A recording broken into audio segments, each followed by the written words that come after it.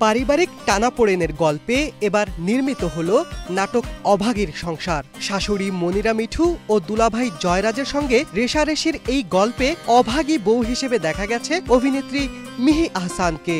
আমি নওরিন চরিত্রে অভিনয় করছি নাটকটিতে। নাটকটির নাম অভাগী বউ, রচনা এবং পরিচালনা এসআই সোহেল।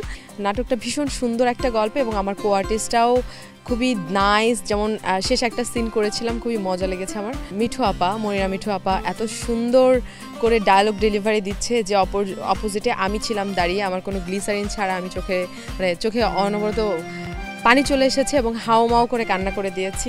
বান্ডেল থাকলে প্রতি সেনমানিতে টাকা বাঁচবে। বিকাশ সেনমানি বান্ডেল কিনে জিতুন প্রতি লেনদেনে। আসলে মাঝে মাঝে হয় যে সিনিয়র শিল্পীদের সাথে অভিনয় করতে গেলে নিজের ভেতরের যে অভিনয়টা বা ভেতরের যে সত্তাটা সেটাও বেরিয়ে আসে, যেটা আসলে সিনিয়র শিল্পীদের সঙ্গে কাজ করার মজাই আলাদা। এখানে আমার চরিত্র, আমি মা। মা মানে তো পৃথিবী। মায়েদের অনেক শক্তি।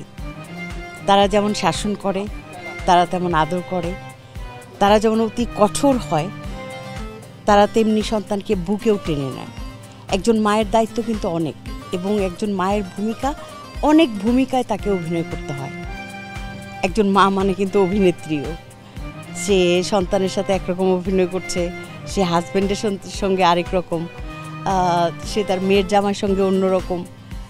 এরকম আসলে মা মানে বহুরূপী একজন মানুষ।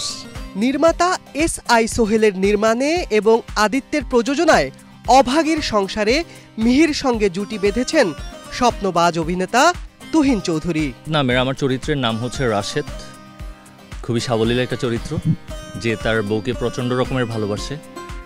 মানে বউ এবং তার স্বামীর মধ্যে একটা অন্যরকম একটা কেমিস্ট্রি দেখতে পাবেন আপনারা।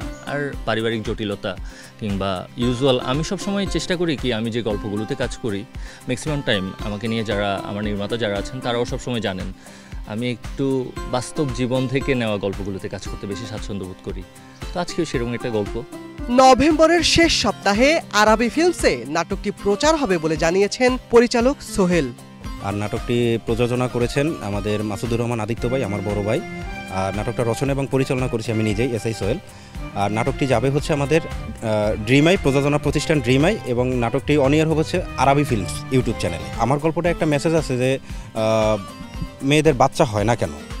আমার গল্পে এরকমের একটা মেসেজ আছে। এইখানে একটা দোষ, আসলে কার দোষের কারণে বাচ্চাটা হয় না, হাজব্যান্ডের কারণে না বউয়ের কারণে। তো এই দোষটা আসলে আমি অন স্ক্রিনে দেখাইতে চাই।